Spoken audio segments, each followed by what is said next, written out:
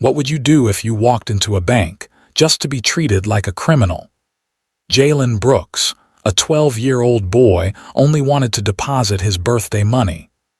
But instead of being helped, he was doubted, questioned, and humiliated right in front of everyone. Was it because of his age? Or was there another reason? When his mother arrived, the entire bank learned a lesson they'd never forget. Watch until the end, and don't forget to like, comment, and subscribe for more powerful stories.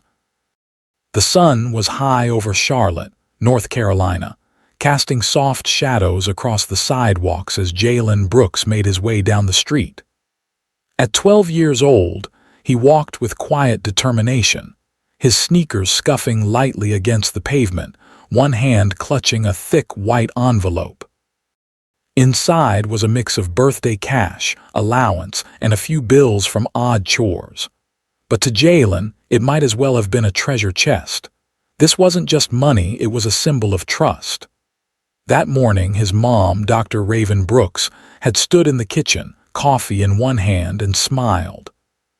"You've saved it. Now go deposit it," she said, slipping the envelope into his hand. "Just remember what I always tell you, your money, your responsibility." Raven wasn't just any mom. She was a sharp-minded financial consultant, known across the city for her no-nonsense business sense and firm ethics. She'd raised Jalen to be independent, confident, and never afraid to take up space. And today, he was doing something important on his own. As he approached the large glass building of Southern Valley Trust Bank, he took a breath. It was his first time going to the bank alone. The lobby inside looked like something from a TV show. High ceilings, glass walls, marble floors, and that crisp chill of air conditioning that clung to expensive places. Jalen adjusted his hoodie and stepped through the door. Immediately, he noticed how everyone seemed older, quieter, more polished. A few men in suits murmured to tellers behind thick counters, and an older woman sat filling out forms with perfectly manicured hands. The security guard near the door gave him a brief glance, then turned away. Jalen joined the short line, standing tall, his envelope still firm in his grip. He had the account number memorized. He knew what to say. His mom had prepped him the night before, even practiced with him at the dinner table.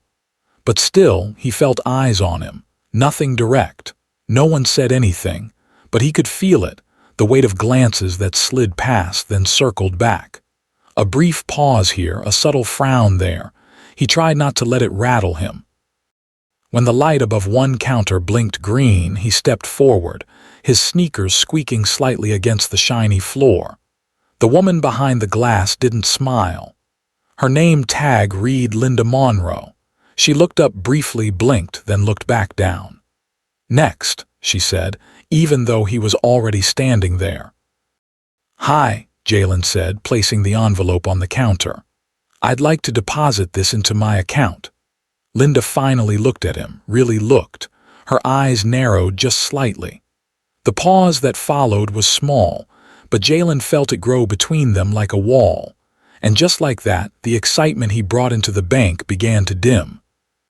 Jalen waited for a response after placing the envelope on the counter. A simple acknowledgement, a smile, anything. But Linda Monroe only stared at him for a moment longer before letting out a small breath through her nose.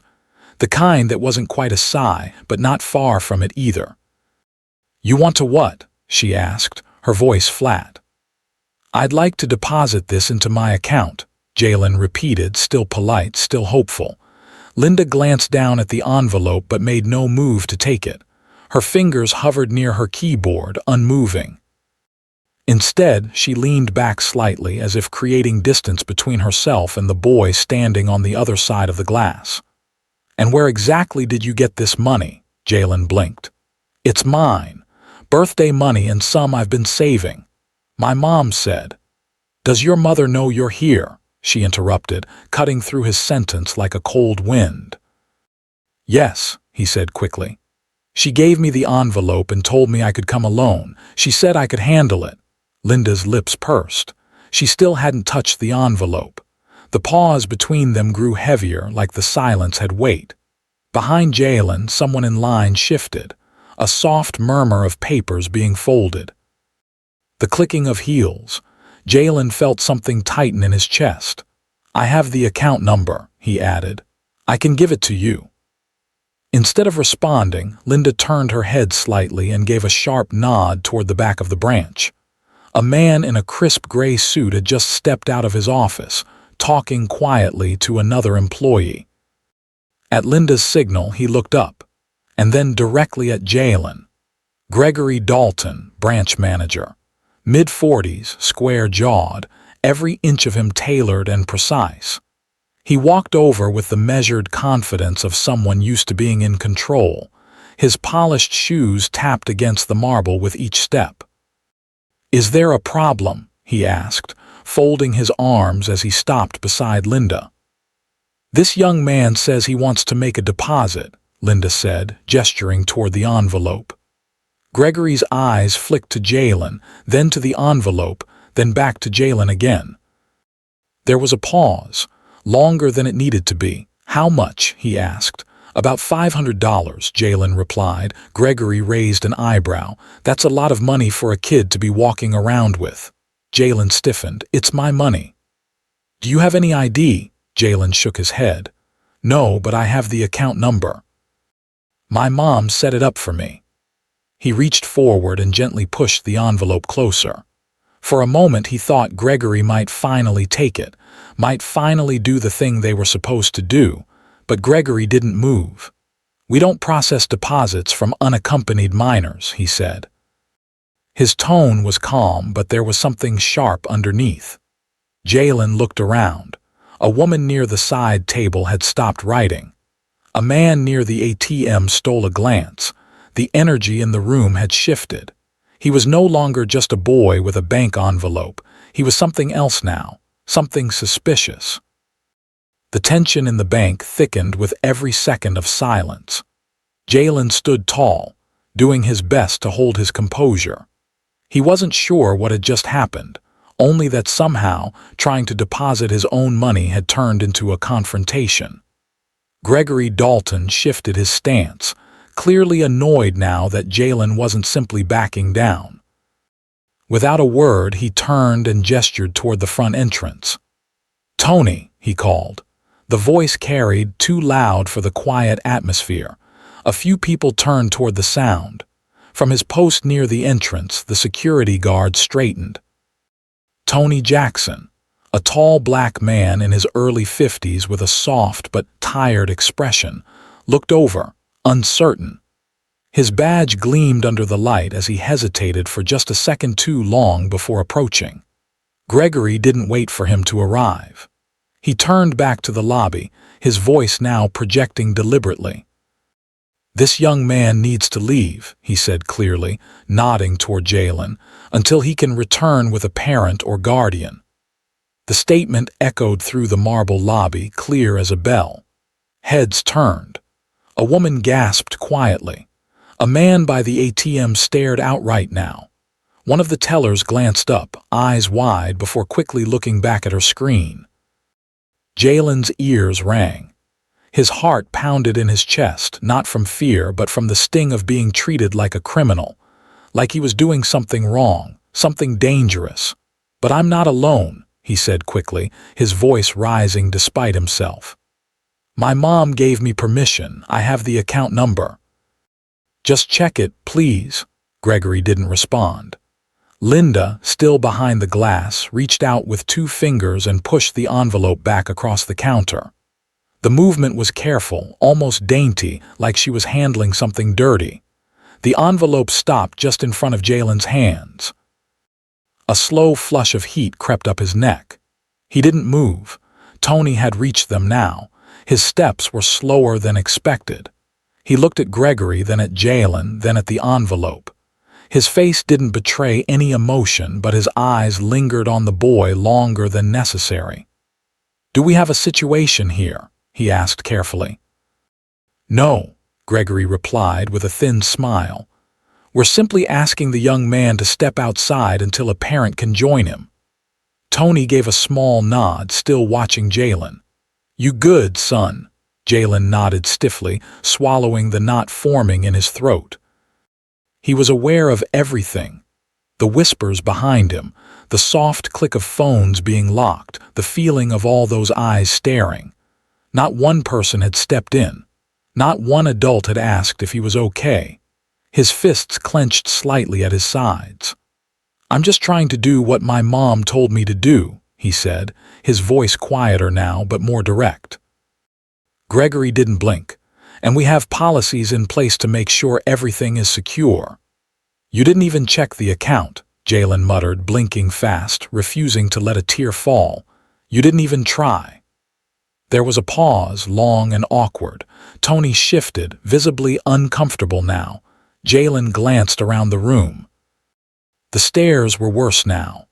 Some looked away quickly when he met their eyes, while others didn't even bother hiding their curiosity or their judgment. It wasn't about the money.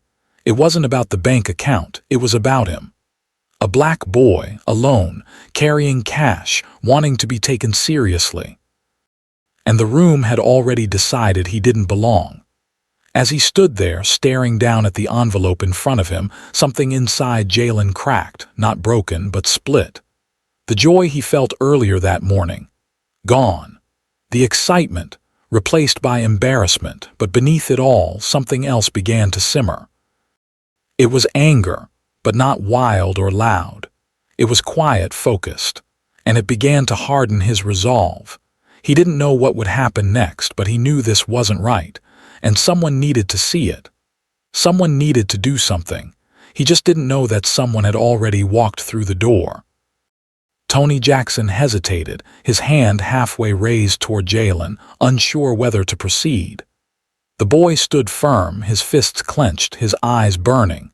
But before anyone could move, the glass doors of the bank suddenly swung open with a sharp gust of warm air. Every head turned.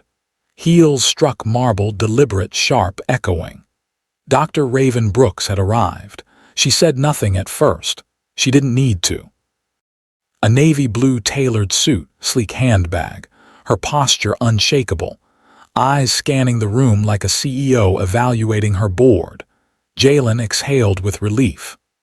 "Mom." Raven stepped beside him and gently placed a hand on his shoulder. Then, in a voice that was controlled but impossible to ignore, she asked, "Can someone explain why my 12-year-old son is being treated like a threat?" Margaret froze. Gregory straightened, fixing his tie like a shield. He tried for charm.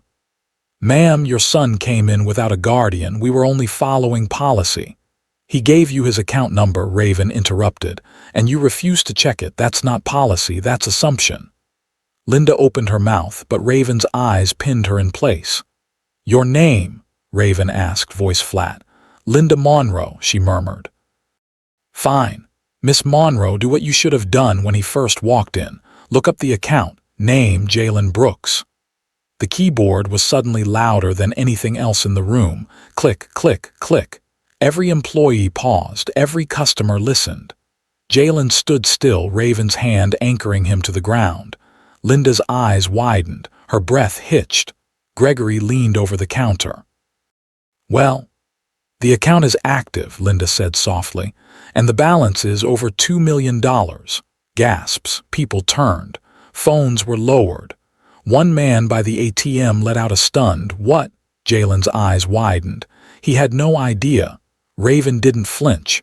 She calmly reached into her handbag and pulled out a folded document.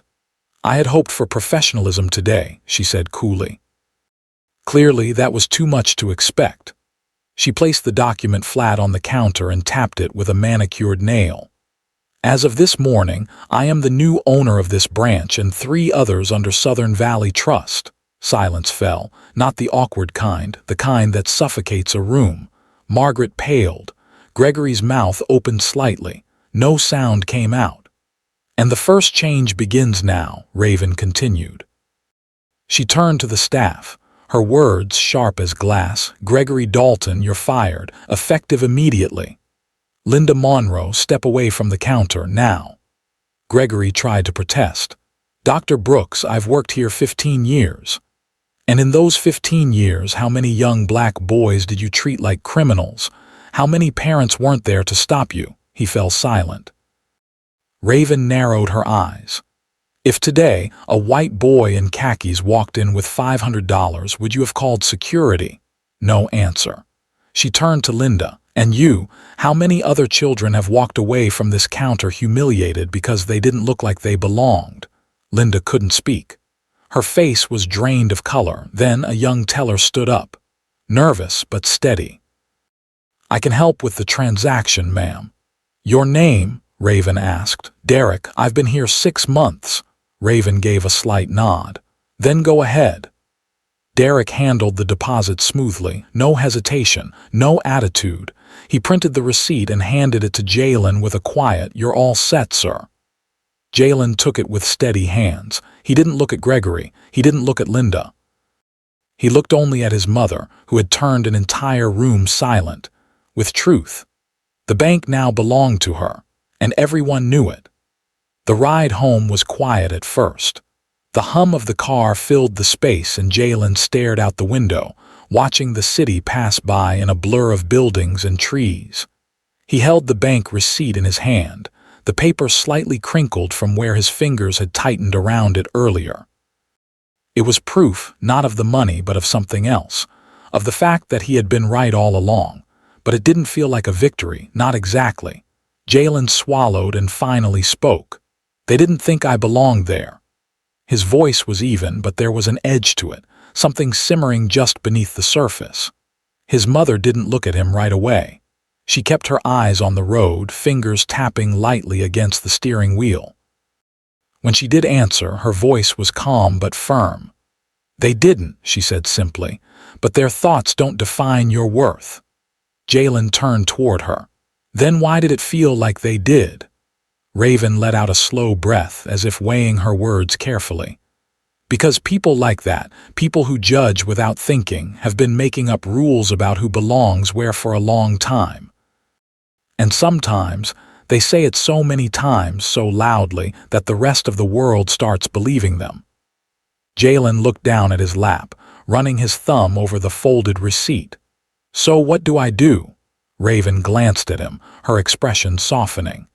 "You never shrink yourself to fit into someone else's expectations," she said. "You don't let anyone make you feel like you need permission to exist." He let those words sink in. Jalen had spent the last hour being doubted, dismissed, and humiliated for no reason other than that he had walked into a place people like Linda and Gregory didn't think he belonged. He had felt small in that moment, like his voice hadn't mattered, like no matter what he said, they had already decided who he was.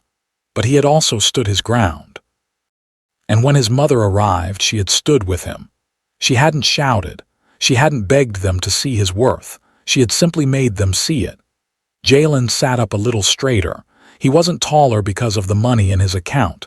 He was taller because today he had been seen. He had been defended, and that meant something. As they pulled up to their apartment building, Raven put the car in park and turned to him fully. "Power," she said, tapping a finger against his chest, right over his heart, "isn't just in owning a building." She gave him a small, knowing smile. "It's in knowing who you are and never letting anyone make you feel small." Jalen exhaled, nodding slowly, and for the first time since walking into that bank, he felt like he could breathe again.